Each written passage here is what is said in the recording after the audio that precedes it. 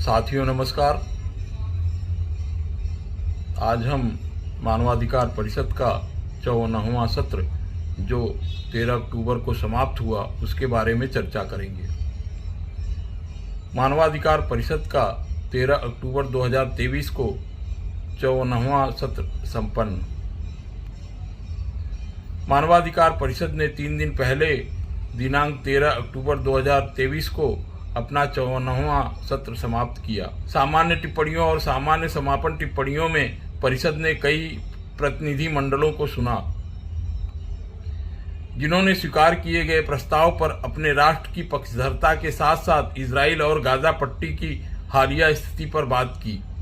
कुछ वक्ताओं ने जिनेवा में अंतर्राष्ट्रीय संगठन से गाजा पट्टी को सहायता देने और युद्ध को समाप्त करने का तत्काल आह्वान किया।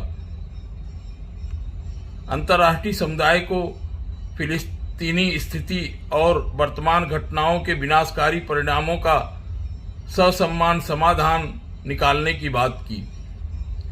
मौजूदा समय में गाजा के विरुद्ध मौजूदा खतरे और जीवन के अधिकार सहित फिलिस्तीनी नागरिकों, बुजुर्गों, महिलाओं और बच्चों के अधिकार बहुत ही चिंता का विषय हैं। वक्ताओं द्वारा मुस्लिम आस्था स्थलों पर हमलों की निंदा की गई। कुछ वक्ताओं द्वारा फिलिस्तीनी लोगों के खिलाफ बोले जा रहे नस्लवादी बयानों की भी निंदा की गई और अंतर्राष्ट्रीय समुदाय से सामान्य मानवीय मूल्यों का सम्मान करने और यह सुनिश्चित करने का आग्रह किया गया कि गाजा पट्टी तक मानवीय सहायता पहुंच सके। फिलिस्तीनी लोगों को उनकी भूमि से हटने का कोई भी प्रयास दुनिया में केवल शरणार्थी प्रवाह को ही बढ़ाएगा। पूरी स्थिति ने क्षेत्रीय स्थिरता के साथ साथ अंतर्राष्ट्रीय समुदाय की विश्वसनीयता को भी कमजोर कर दिया है। एक वक्ता ने कहा कि फिलिस्तीनी लोगों को लौटने का अधिकार, आत्मनिर्णय का अधिकार और एक स्वतंत्र राज्य में गरिमापूर्ण जीवन जीने का अधिकार है, जिसकी राजधानी पूर्वी यरूशलेम हो। सभी राज्यों द्वारा गाजा को विवेक के साथ तत्काल मानवीय सहायता प्रदान की जानी चाहिए। कई वक्ताओं ने कहा कि इजराइल को हमास जैसे आतंकवादी समूहों को खत्म करके शत्रुता के कृत्यों से अपनी रक्षा करने का अधिकार है। आतंकवाद के लिए एकमात्र संभावित प्रक्रिया एक मजबूत और उचित प्रक्रिया ही थी। हमास की आतंकवादी कार्रवाई का कोई औचित्य नहीं था, कोई वैधता नहीं थी और इसकी सार्वभौमिक रूप से निंदा की जानी चाहिए। एक अन्य वक्ता ने कहा कि पूरे परिवार को बंधक बनाकर रखा जा रहा है, इस बात पर जोर देते हुए कि यह किसी भी पक्ष को अपने लाभ के लिए इन हमलों का फायदा उठाने का उचित समय नहीं है। इजरायलियों और फिलिस्तीनियों के लिए समान रूप से न्याय और स्वतंत्रता के उपाय होने चाहिए। उन्होंने आग्रह किया कि शांतिपूर्ण एवं एकीकृत मध्य पूर्व के लिए शर्तें तय की जानी चाहिए। इस बीच एक अन्य वक्ता ने कहा कि हमास के कृत्यों की स्पष्ट रूप से निंदा की जानी चाहिए। कुछ वक्ताओं ने कहा कि निर्दोष जीवन की हानि हृदय विदारक थी और नागरिकों को जानबूझकर निशाना बनाने के लिए हमास की स्पष्ट अंतर्राष्ट्रीय निंदा की मांग की गई। इजराइल और फिलिस्तीनियों के लिए समान न्याय और समान स्वतंत्रता होनी चाहिए और आतंकवाद और हिंसा के घृणित कृत्यों के खिलाफ वैश्विक एकजुटता होनी चाहिए, जो केवल भारी पीड़ा का कारण बनती है और नागरिक आबादी के बीच भय पैदा करने की कोशिश करती है। एक वक्ता ने आग्रह किया कि बंधकों को रिहा किया जाना चाहिए, यह बताते हुए कि स्थिति गंभीर मानवीय आपदा का कारण बन सकती है। एक अन्य वक्ता ने कहा कि हमास एक बर्बर नरसंहारक आतंकवादी संगठन है। उन्होंने कहा कि वह आईएसआईएस के कैटेगरी का आतंकवादी संगठन है और इजराइल के लिए अंतर्राष्ट्रीय एकजुटता का आह्वान किया। हमास की निंदा की जानी चाहिए और सभी को आतंक के खिलाफ युद्ध में अपनी रक्षा के अधिकार में इजराइल के साथ खड़ा होना चाहिए। एक और वक्ता ने कहा कि संघर्ष में सभी नागरिकों की जान जाने पर गहरी चिंता है।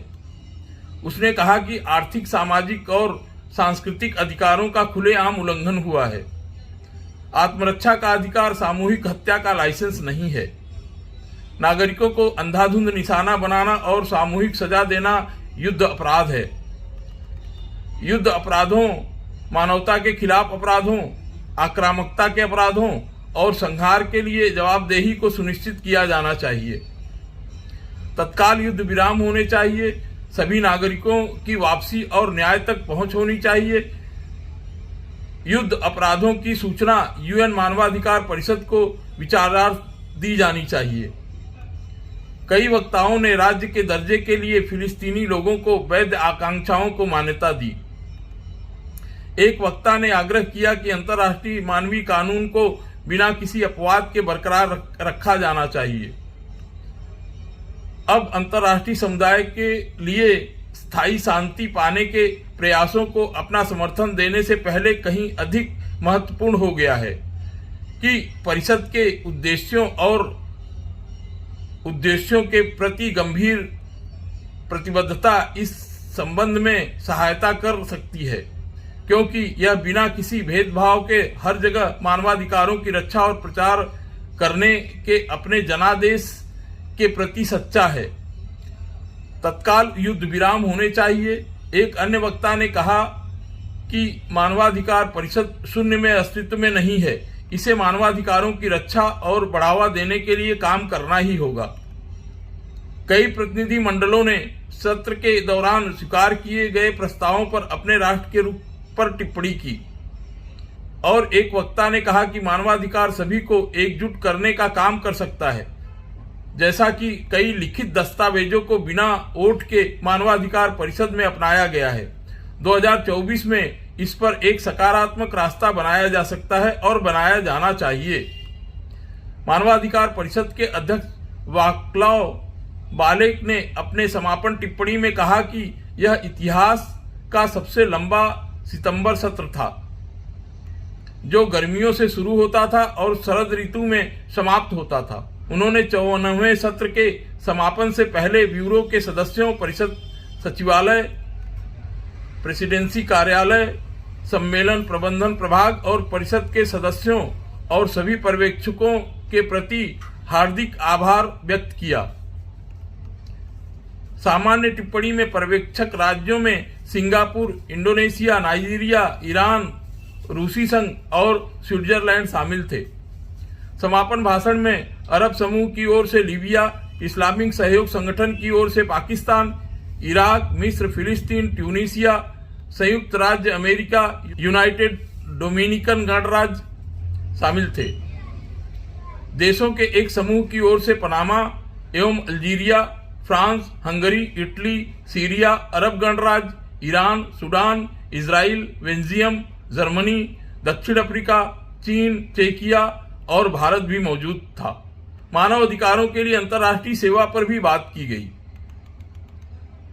मानवाधिकार परिषद का 55वां नियमित सत्र 26 फरवरी से 6 अप्रैल 2024 तक आयोजित होने की संभावना है। धन्यवाद।